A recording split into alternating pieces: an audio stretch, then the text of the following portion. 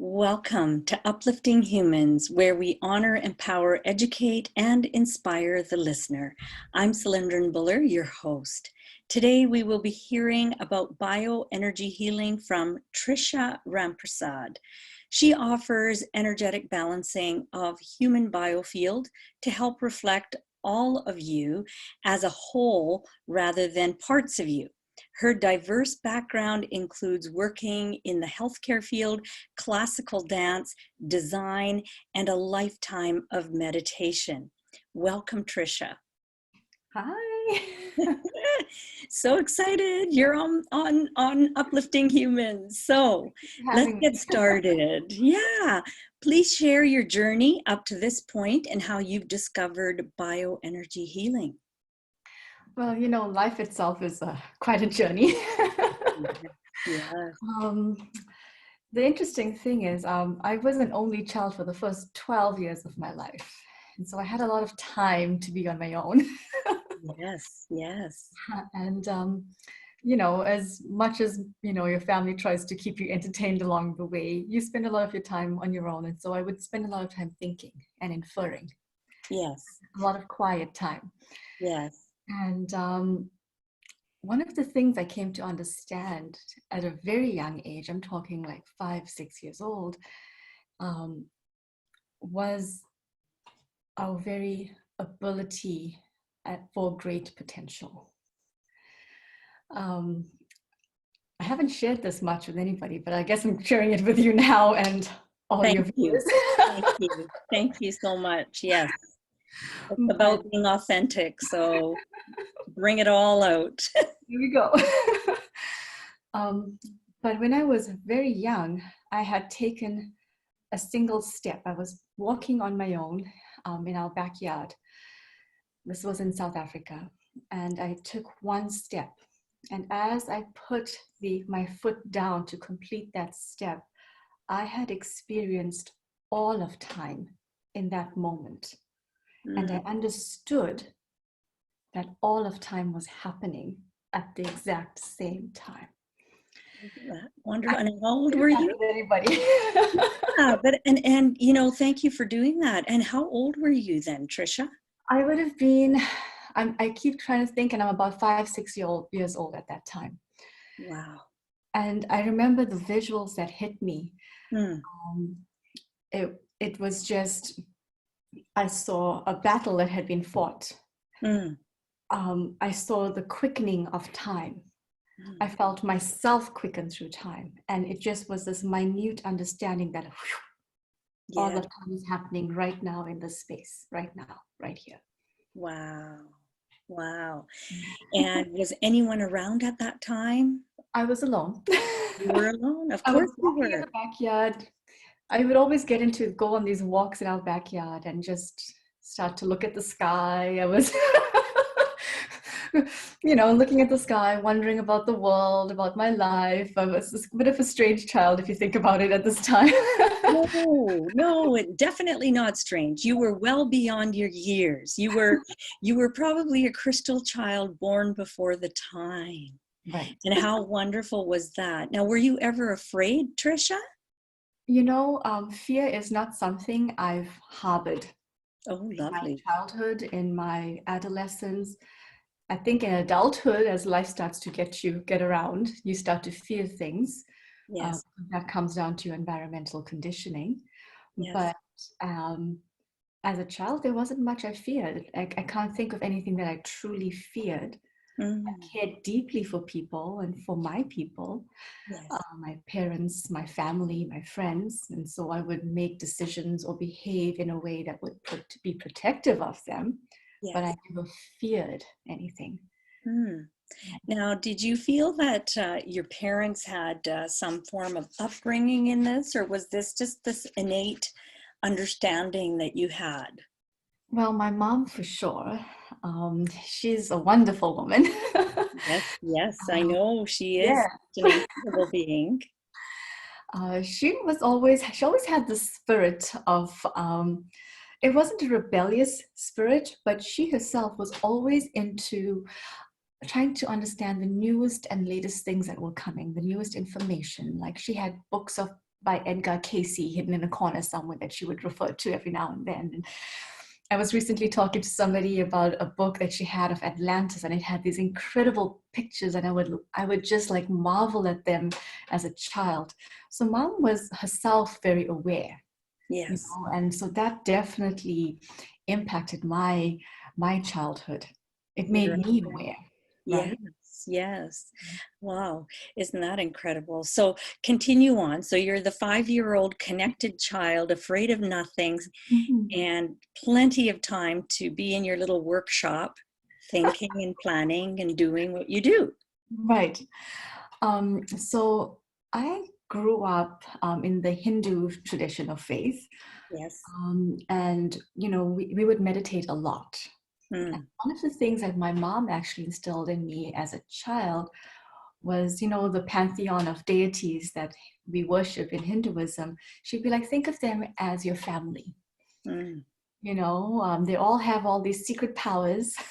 Yes, yeah, And so, you know, when you need advice about something, you go say Ganesha, you know, to overcome an obstacle, and you go and get advice from Ganesha, you know. right. And Saraswati was the mother goddess of knowledge and the arts. And so if you need advice or guidance, you go to her. So I Mm, would spend also a lot of time in our prayer room. We had a dedicated prayer room. nice. And I would sit there and I would have conversations with these deities. Beautiful is that, to be given that amount of freedom. Mhm. As you know, a lot of children are raised with, parental controls almost, I call them, Yes. where your every breath is regulated by a parent saying you should breathe this way, not that way. So that was quite unique for you. That's a beautiful, beautiful time, Yes, obviously. my childhood is a very happy time for sure. Yes, yes. So zoom forward.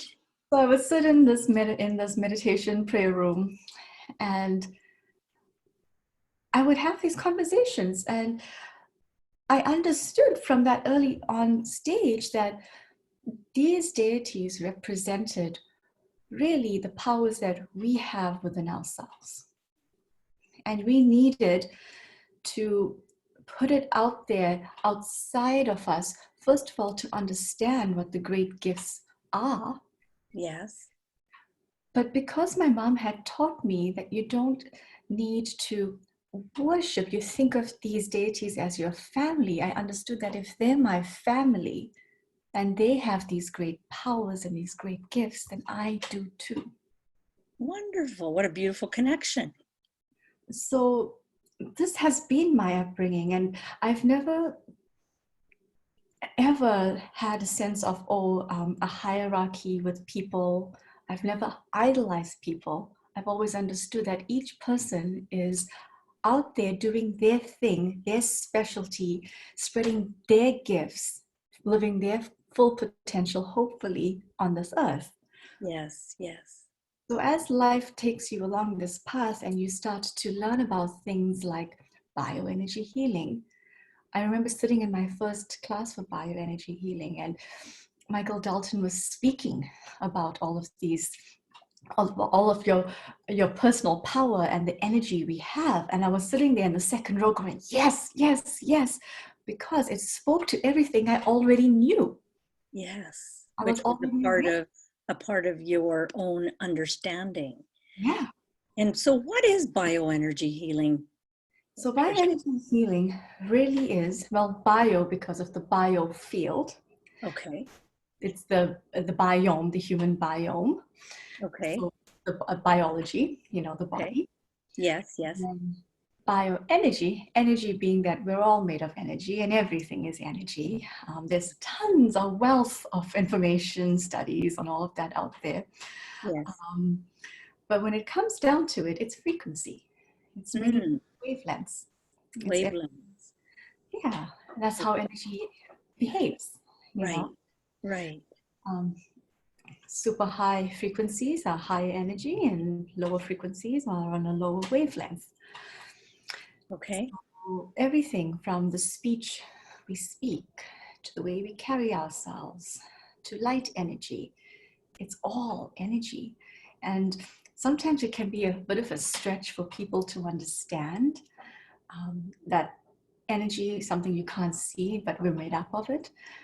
Well, I'd ask them to think of their cell phone, Wi-Fi. We use it all the time. It's there. We can't see these wavelengths going back and forth, but it's there. Yes. Messages back and forth. The electrical energy, the lights we have. And how does bioenergy healing work, Trisha? So bioenergy healing works quite simply. It's a system of hand movements. We use our hands, these hands. And basically we open our heart, we open our chakras and become a conduit, almost an instrument for the universal life force, because we are one and part of it. Right. I can use it on myself, and more often I use it on my clients. So when you open yourself up, I call my guides in. I ask them to cooperate with the guides of the person in front of me to serve the greatest and best interest of the person in front of me. And I start to move my hands to unlock their chakras. And then I start to sense. And each person is just different, and every person can do this. I would challenge anyone who tells me, oh, I can't do bioenergy healing, because we're all energy. So it's just a matter of awareness. Basically, I just run my hands along a person, and then I start to sense what area needs healing. First, I will work on the chakras as a whole, and then I go in for localized treatment. Now, some people will get a message. Some people just purely sense. I sense I'm attracted to certain areas, and I'll start to work on those areas. But it doesn't matter what your messaging is. It's just that you have to be open your heart, open your mind, open your soul, and be willing to be of service to yourself and the person in front of you. That's all it is. And so it's a healing modality that you can use on yourself as well as others. Can you use this on pets? Absolutely. In the training, we teach people how to treat their pets, and we see amazing results. With pets, it's a little bit tricky because they don't always listen. Yes. With my human clients, I can tell them to stand still, and I do allow them to move as the energy moves through them, because they will feel jolts of energy as things get unlocked and free. And sometimes they'll feel the energy actually go lightning speed right through them. And it's only healing. It doesn't matter. The important thing is not to be an obstacle in your healing path. So if the energy is moving, you don't stop it. Let it flow. Let it go. If you're pulled forward, you go forward with it. It's just the energy traveling. That's all it is. But so pets don't listen. Don't. Well, and sometimes people will beg to differ because their pets listen and the human doesn't listen. So well, there's that too, right? Yeah. I remember I was treating one of my clients, and so I was there for her, but she had a very curious cat. Okay.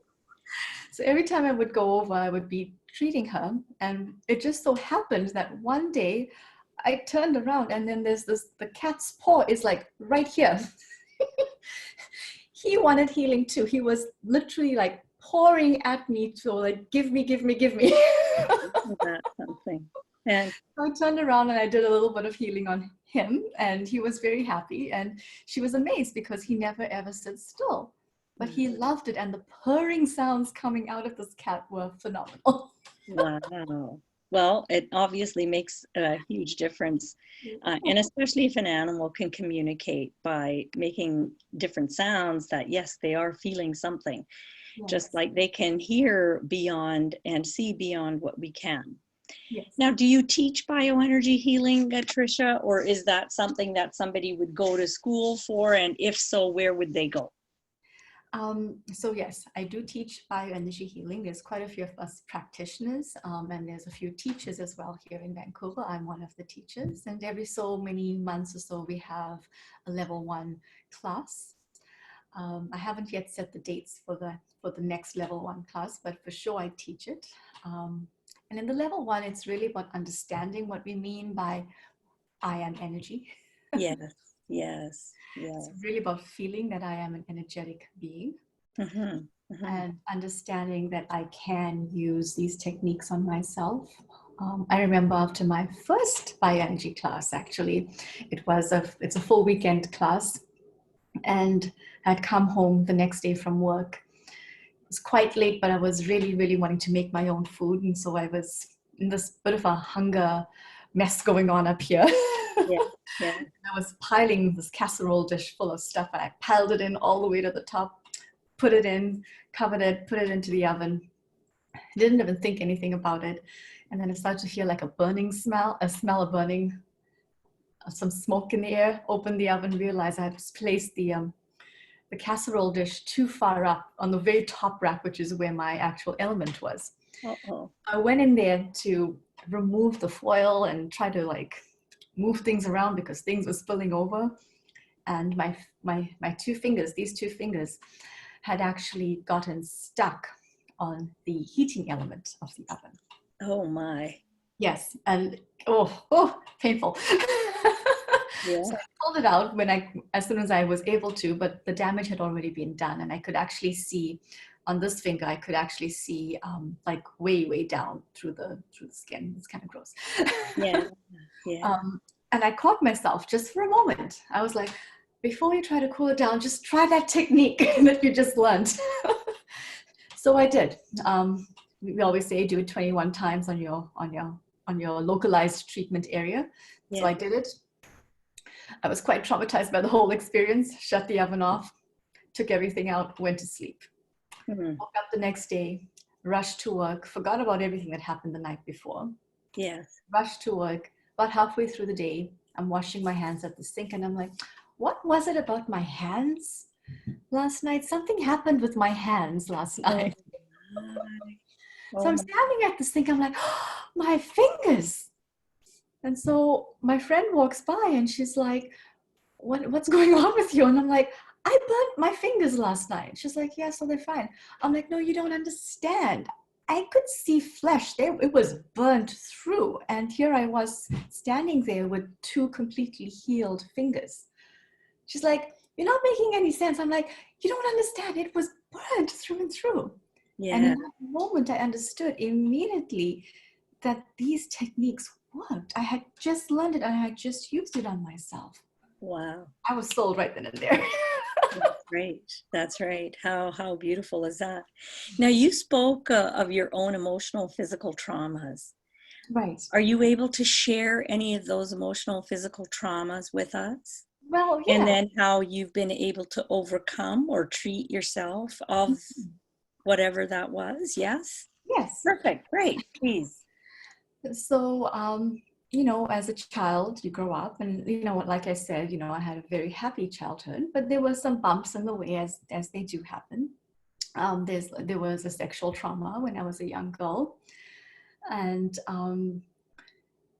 for quite a while, I had held a lot of guilt in myself for allowing it to happen. Mm. And I think a lot of young girls do that. Of course, because in your mind, you don't comprehend and understand life completely. Exactly. So even though I had a fairly happy childhood throughout, there was just this one little mark on I think I was about 7 years old. And I never shared it with my mom because we had moved to a whole new city and we didn't have many friends. And I felt bad that my mom might lose the little friends that she had. So I kept it to myself. But I also put up my own boundaries. Yes. And so you start to develop sort of a wall around your heart and that guilty feeling that you carry in your life. Mm. That's right. When you think that you are the one that caused this to happen, when actual fact, you were not the one that caused that to happen. Exactly. Yes. Unfortunate, so unfortunate. I've had other speakers on the show, and I know Yeah. exactly what you're speaking of, and the situation that you can go into is never ending. I mean, you can carry it, and you can go through all sorts of trauma treatment, emotional baggage that you carry. Is there's just layers and layers of it. So how did this then move forward? How did you end up treating yourself?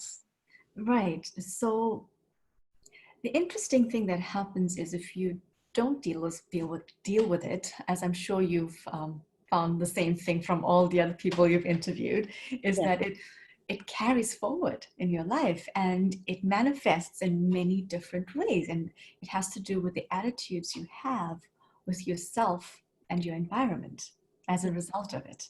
Yes, yes. So when I was in my teen years, I developed an autoimmune disorder because I had this deep guilt in me and I felt so ugly about it. Now, were Right. you here or were you still back in South I was Africa? in South Africa. We immigrated to Canada when I was 12 years old. I And see. I was about 10-ish. I think it was 10 and a half, somewhere in there. I was diagnosed with an autoimmune disorder. And the thing is, I remember standing in the doctor's office, and my mom was to my right, and the doctor was just in front of me, and he had this look on his face like, oh, I remember him saying, okay, I'm so very sorry. And it's not curable because it's autoimmune. And I remember looking at the both of them and from going from one to the next and back to him and thinking in my head, this is madness. Here is this old man telling my mom, who's like in the middle of her age, like dooming me to a life that he knows nothing about, you Yes. know? Wow. I remember having this, it's vivid to me standing there and thinking, how could he possibly know what the future holds? Yes. Yes. He's just Yeah. here to diagnose. Oh my goodness. So, I mean, obviously it's profound that at that age you were able to be thinking Right, at this level that this, doctor who doesn't know me right, is telling, my mother's and making her afraid of the exactly. possibilities of the future. Wow. Right. And then And I was personally a little bit mad at him because how could he make my mom cry in this moment? oh, Like, he's like basically dooming her life too, because now she's got to carry the weight of this. And I remember thinking, oh no, it's just a minor thing. yeah, yeah. But I also, much later in my life, from about 7, 8 years ago, realized that that autoimmune disease actually manifested as a result of the guilt and the ugliness I felt about myself. Ooh. Yeah, And that's a huge one for a lot of people in our audience. That's a huge one. yeah, It's amazing how something that was that you had to deal with in life, now all of a sudden you've taken responsibility for, and yet you had no control over it.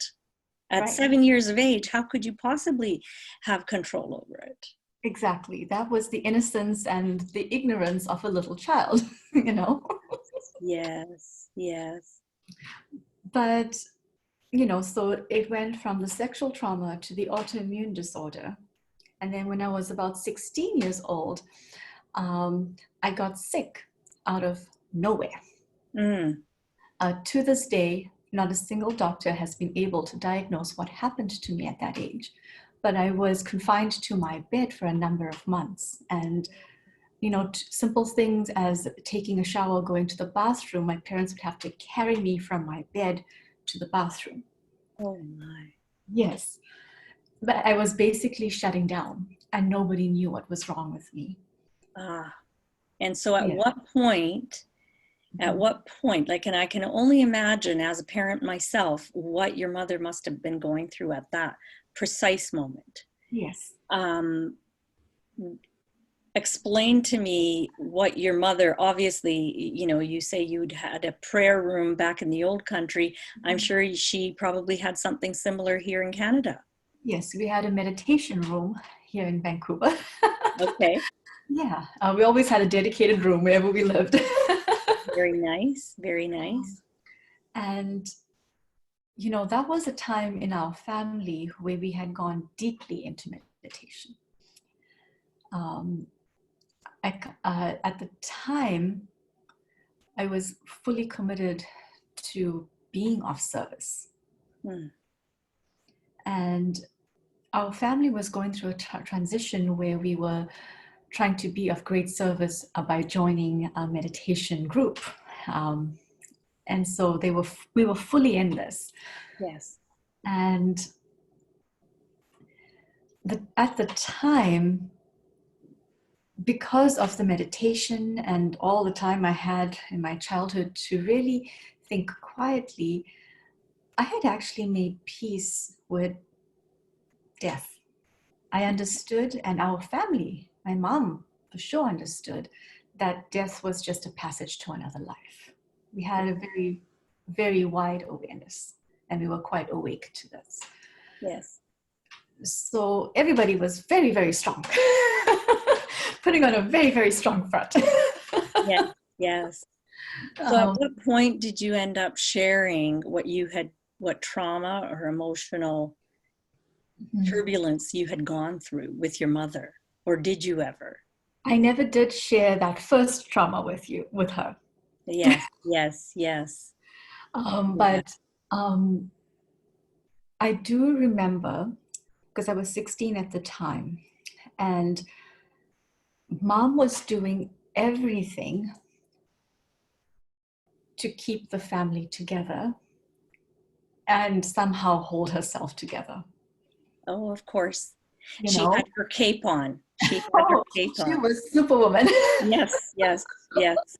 Yeah. And she never let it show, not once, that she was afraid. But I caught her once. So I remember she had come into the room to change my water jug. And she didn't look directly at me, but I could see it in her eyes. And I remember thinking, wow, she has done so much in her life for me. Because, she had her first marriage. She left that first marriage for the betterment of her child, me, and herself, but mostly for me. Yes. And then she worked so incredibly hard. Like, she was completely dedicated to her family. And then she met someone else, got married, and started a whole new family with us, Then we moved across the world again for the betterment of her family. Yes. Yeah. Service, never really thinking of herself. So much sacrifice. And I remember thinking, when I caught her eye in that moment, she's done so much for me that if I leave this life in this moment or in this time, she literally will have no purpose here either. Like, it would kill her soul to be here at this time. And you're how old at this moment, at this time? At that time. About 16? Definitely 16. Yeah. Well, yeah. And speaking on behalf of other mothers out there, amazing at that beautiful teenage stage that somebody would be, having these conversations internally. Wow. So what exactly happened after that? Well, I'm here now. So what happened is You found a way. You found a way. And this is the part where I truly understood the power of will.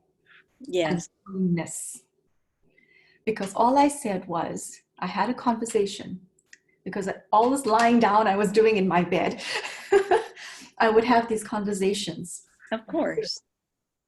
And making peace. And I remember thinking, before I had met my mom's eye that moment, I remember thinking, if this is all there is for this lifetime, I am good. It's okay. if I need to move on. I made peace with death. But when my mom walked in the next day and I caught her eye, I understood that I needed to be here in this lifetime. So then I had another conversation and I said, I want to live. I Nice. have what to do. Yes. And I actually started to get well. Okay. My mobility came back. Mm. I didn't have, like, everything started to come back. I started eating again. I was like crazy hungry. Of course you were. Of course you were. Of course you were. But it's because I chose to live. Wow. Did you ever have a conversation with your mother in regards to all of this? I did have a conversation with mom where I said to her, mom, I spoke to God and I said I was okay to go. And she said, oh. You would do that to me. Pretty much, right? Yeah. Wow. And I said, but then I chose to come back because I know we have more work to do together. And of course you do. Yeah. And so you've discovered bioenergy healing. I know that you work in the healthcare field. Yes. Which is awesome. So that's a huge give on your part, because that is not an easy task by any means. And I know that you're a passionate classical dancer. Yes. Oh gosh. So in that moment when I chose to live, Yes. I said, what will I do? Yes. And this voice from inside said, I want to dance. That's that moment when the dancing. Okay. I want to dance. So the funny thing is, it had always been my mom's desire to be a great dancer. And so as a child, I felt really forced into these dance classes, the Indian classical dance classes. And when we moved to Canada, I started taking classical dance again here. And I was stuck in that beginner's class for years. Okay. I never moved past it. Like everybody else was moving on, learning new things.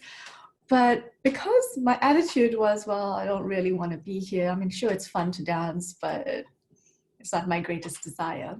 Yes. Because I was conditioned to believe that this was my mom's will. Okay.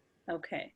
But when that voice in me said, I want to dance, it was very much my soul speaking, the spirit of who I am.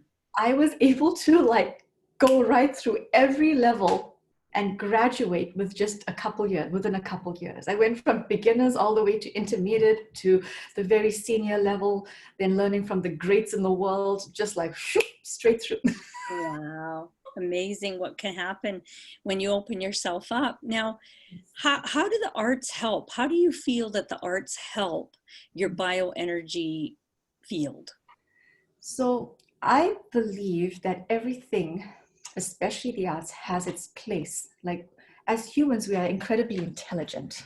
Right. And we have chosen things like food and the arts, including music, painting, dance, to fulfill our lives. I mean, if we really just needed food, we could just have basically rations on a daily basis and that would be it. But we choose to enjoy food. We want flavors. We want different experiences. It's part of the human experience to dabble in all these different things. The arts are so important because not only does it enrich the human experience of the spirit, yes, but what it does on a healing level, it allows us to tap into our subconscious. So what brings joy to us opens us up. Yes. Wow. Okay. Joyfulness is one of the higher frequencies of being. Yes. But sometimes we got to go in and just allow the spirit to express. And it may show up on a painting or in a dance as a very dark thing, but it needs to come out. We Yeah. need to release it. And it can be so insightful to the spirit and what it's experiencing. That release is so important. And it helps you gain insight. For me, it helped me gain insight as to what happened to me as a child. Because, I had put all these walls around me. I put all these boundaries, So when I was dancing and I truly chose to dance truly for myself as a human expression, the walls were breaking down and the movement that was coming out of me. Today, that movement is not even, wouldn't be classified as classical Indian dance anymore. I just think of it as movement and spiritual dance. Because it's the soul truly expressing. And I need to also release some of the dark stuff that was in there, and now the walls aren't there anymore. It's so insightful. It doesn't matter what medium you choose, but the arts are absolutely important to the human experience. Of course, of course. Otherwise, it would be a very black and white, gray kind of world. Yeah. So, yeah, no, definitely. I've seen some of your incredible art, that you have in clothing and in design and all of that. Of course, that's a very needed and necessary element of life. Now, can you share with us? I know that you say you can create a life of fulfillment with known and unknown potential. And so, obviously, there might be someone who doesn't understand, what do you mean unknown potential? To them, an unknown potential is something very scary. What would you suggest to help them understand this? Or could you clarify it a little bit further? So we are only aware of what we are aware of, So the spirit has chosen this human experience. So we're in this body, living out our lives, experience after experience, interacting, and we've created this world, a very wide bubble of what we do know. And we're interacting through this bubble, bumping into other people's bubbles all the time. And sometimes opening the bubble and allowing other people into ours, Yes. Excuse me. But we are only aware of what we have shaped this bubble to be. Unawarely or knowingly? Unawarely, I think. I'm quite certain that we came into this world as babies, and we were just like, oh, I gotta learn this, I gotta learn to eat, I gotta learn to walk, I gotta behave, and there's something called principles and morals, and society has all these expectations of how I should be.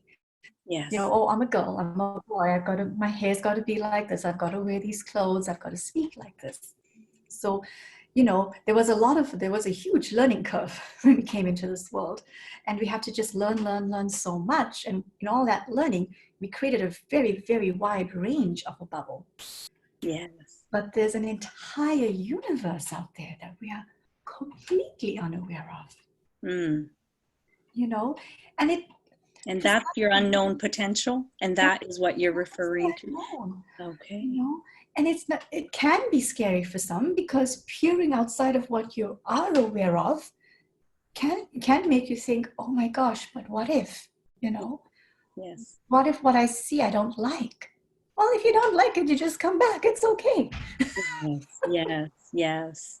No, I totally get it. You're limited by your understanding, your experience, your knowledge of whatever. And beyond that lies your unknown potential. Yes. Very nicely put. Now, you work on clients' energy fields and energy centers to bring about an environment that promotes and heals within their body. Can you give some examples of how you're changing the environment in order for this to happen? For sure. So when we work on the energetic field, well, actually, let's take a step back. we're going through life, and our behaviors, our attitudes, our thinking has really made up our field. You know, we have chosen certain things, we have chosen belief systems, and that has become, excuse me, our sense of homeostasis, our sense of balance, or sometimes imbalance, which is what happens when we haven't dealt with the emotional traumas, or when we've actually put it so far away that we are unaware of it, you know. And then we start to develop mysterious allergies, perhaps, or an illness, or a skin issue, or something. We start attracting weird things in our bodies that we weren't there before. Mm-hmm, mm-hmm. You know, and we're like, well, where did that come out? I was just going through life happily, and all of a sudden, bam! You know, I've got this weird rash on my hand now. What's up with that? Mm-hmm. Well, we now know that, and there's a wealth of knowledge out there, that our beliefs shape our energetic field, because Mm-hmm. we're actually putting out certain waveforms that are attracting Whatever certain into your experiences in field. our lives, Right, you know. right, So right. what we do with bioenergy, and it doesn't have to be the modality. There's a pantheon of modalities out there, but addressing your energetic field is absolutely important, because what it does, it takes the field, your body that you've been living with, and brings it back into balance. It helps remove the energetic blockages that were put there by, per se, your emotional trauma, or a very rigid belief system that you've had about yourself. We start to open that up, clear that up.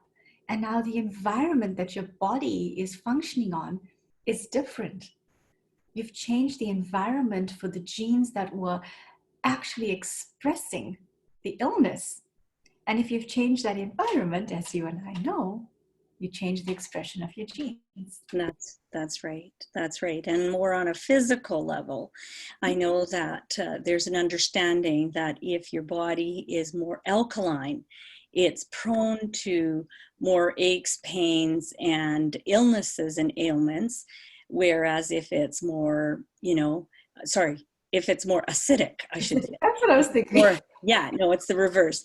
If it's more acidic, Right. it will create havoc in your body, in your physical body. And if it's more alkaline, of course, you're going to feel much different. Yes. Now, you work with meditation, you work with the energy field, and are there many different meditations that you would prescribe meditations? Is that how that works? Yes. So when I work with my client, I actually come together and we do three different things. Yes. We do wisdom of our ages, which is helping understand and gain insight from your past traumas. Right. Okay, so that requires quite a little bit of cracking open of yourself and a Right. willingness to go there. And the other parts are the bioenergy healing. So that actually rounds everything out. It makes it all happy and helps the release from the emotional traumas that you've held on to. And then the other thing is the meditation. And I will design the meditation specifically for you. And I will teach you different techniques that would be beneficial for you specifically. I won't say, oh, this is my technique and this is what you should be doing. Right. We'll work together to develop techniques that will be beneficial just for you. So they're tailor-made. It's not a cookie cutter kind of operation, whereas many other modalities, have a long-standing belief that the body knows and understands and can do whatever it needs to. We just do this. Right. And so, whereas in your modality of bioenergy, it's not like that. You work with the particular With client, yes. and go from there. Well, wow.